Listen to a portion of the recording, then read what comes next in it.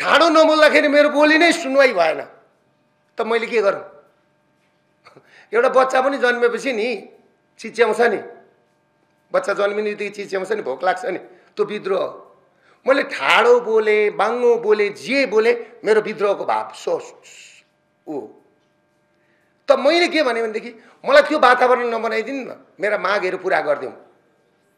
20 लाखभन्दा मुनिको गरिबको ऋण जसले तिर्न सक्दैन त्यसको मिना गरिदिउँ। त्यसको त सरकार हुन्छ नि, राज्य हुन्छ नि गार्जियन भनेको। 20 लाखभन्दा माथिको ऋण 25 वर्षलाई तिर्ने मौका दिउँ सबैलाई। घर लिलाम नगरिदिउँ। घर भनेको सपना हो जहाँ परिवार बस्छ, परिवारलाई सडकमा नलैजाउँ। हाम्रा दाजुभाइ दिदीबहिनीहरू चाहिँ रेमिटेन्सको लागि विदेश जान्छन्। त्यो रेमिटेन्स उताबाट चाहिँ आउँछ।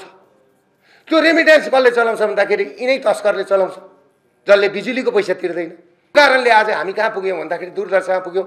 हाम्रो सबैभन्दा ठुलो शिर भनेको एउटा सम्पदा भनेको सिंहदरबार सक्यो। यो चान्चुने कुरो छैन। संसद भवन भनेको त अर्को कुरो, सिंहदरबार भनेको त राणा शासन कालको सम्पदा हो एउटा। किनभने यत्रा ऊ हुँदा पनि आगो लागेको थिएन। त्यो चिजमा आगो लाग्नु भनेको व्यवस्था सकिनु। त्यसले गर्दाखेरि अब अहिलेको वातावरण के भएको छ भनेदेखि अहिलेको स्थिति के भएको छ भन्दाखेरि यो त सरकार हो कि यो सरकार होइन कि? हेर्नुहोस्, पुलिसलाई के गरियो? लुगा खोलिएर पुलिस भनेको के हो? पुलिस भनेको कानुन हो नि, देशको सिन्दुर छापेको नेपाल सरकारको सिन्दुर हो नि। ती ड्रेस लगाएर चाहिँ नि हातमा हतियार बोकेर, हेर्नुहोस् अब यो पुलिसको मनोबल यसरी गिरेको छ। म पनि पक्राउ खाएको, पुलिसले मलाई धेरैपल्ट पक्रियो, तर पनि म पुलिस चाहिन्छ भन्छु। पुलिस चाहिन्छ हामीलाई। पुलिस छैन भने आज कोही नेपाली पनि सुरक्षित छैन। कोही पनि के भन्छु भन्दाखेरि मैले ब्याज पनि तिरेको छु, मैले बिजुलीको पैसा पनि टाइममा तिरेको छु, सबै कुरा टाइममा गरेको छु। म अहिले पनि भन्छु नेपालमा सक्सेसफुल व्यापारी हो। मेरो बिग्रेको छ, तर म व्यापारी पनि भन्दिनँ। म पैसा पनि कमाउने मान्छे होइन। म उद्योगी पनि भन्दिनँ। 5000 मान्छेलाई रोजगारी दिएको छु, तर म ऱ्यान्डम टाइपको मान्छे हुँ। अब जसरी जानेर यहाँ आएँ, नजानेर यहाँ आएँ। तपाईँहरूले गाली गर्दै गर्दा पनि यहाँ आएँ। तपाईँहरूसँगै लडेर आएको नि त। तपाईँहरूले मलाई कहिल्यै मेन स्ट्रिमको मिडियाले त मलाई राम्रो कहिल्यै लेखेन नि, कहिल्यै लेखेन जीवनमा। मेरो नराम्रो लेख्यो, राम्रो कहिल्यै लेखेन। अब कमसेकम पनि म के भन्न चाहन्छु भने ल हिजो जे भयो भयो, हिजो हामीले बाटो बिर्स्यौँ, सबैले बोल्यौँ। अब त कमसेकम देश जोगाउने त्यो भुग्रोमा गएको छ नि नेपाल, त्यसलाई उठाएर कमसेकम न्यानो ठाउँमा लैजाउँ। मान्छेले न्यानोपन खोजेको छ। अब यसमा मैले कहाँ सुध्रिनु पर्ने? तपाईँहरू भन्नुहुन्छ दुर्गा तँ देश छोडेर जा, तेरो कारणले यो सबै बिग्रियो भन्नुहुन्छ। म रेडी, म जान तयार, म जान्छु।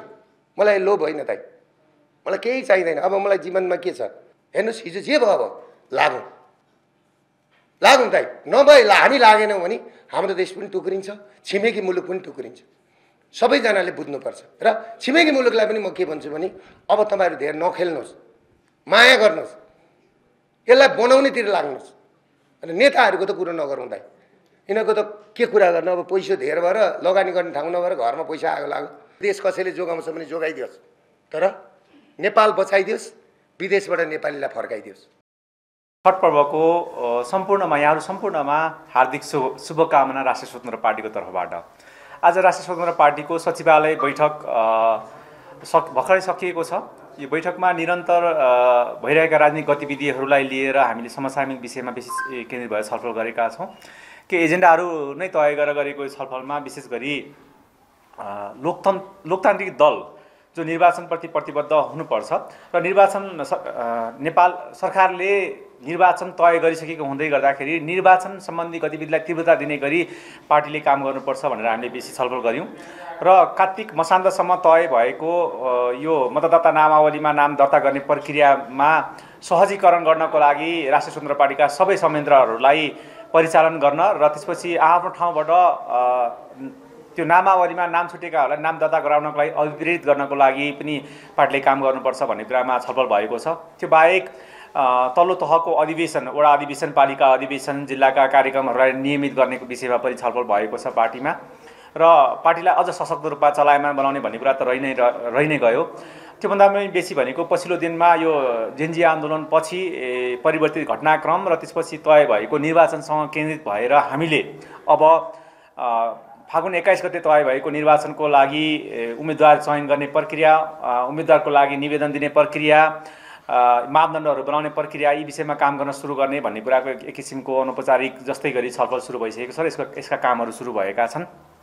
त्यो बाहेक तय भएको कार्तिकको 21-22 गतेको लागि तय भएको यो विस्तारित भेलामा, केन्द्रीय समितिको विस्तारित भेलामा प्रस्तुत गर्ने राजनीतिक प्रतिवेदन र ती विषयहरूमा हामीले राख्नुपर्ने कुराहरूका विषयमा पनि कार्यवाहक सभापतिज्यूले राख्ने विषयका कुराहरूमा पनि छलफल भएको छ र यतिखेर निर्वाचन घोषणा भएको हुँदा र हामीले महाधिवेशन पनि निर्वाचनकै समयमा फागुनमै तय गरेको र निर्वाचन पनि त्यतिखेरकै लागि घोषणा भएको हुँदै गर्दाखेरि निर्वाचन केन्द्रित गतिविधिलाई बेसी तीव्रता दिने र लोकतन्त्रलाई अझ सशक्त बनाउन, मजबुत बनाउन चाहिँ राष्ट्रिय स्वतन्त्र पार्टीले निर्वाचन केन्द्रित गतिविधिलाई तीव्रता दिँदै गर्दाखेरि अन्य राजनीतिक दलहरूले पनि निर्वाचनप्रति संवेदनशील भएर निर्वाचन समयमै सम्पन्न गराउनको लागि चाहिँ सक्रियता देखाउनुपर्छ भन्ने किसिमको म्यासेज दिनुपर्छ भन्ने विषयमा बेसी छलफल भएको छ र केन्द्रीय सचिवालयको बैठक फेरि पर्सि बस्ने गरी आजलाई टुङ्गिएको छ। स्वतन्त्र पार्टी सरकारलाई यतिखेर न्यायको पक्षमा उभिँदै गर्दाखेरि, सुशासनको पक्षमा उभिँदै गर्दाखेरि र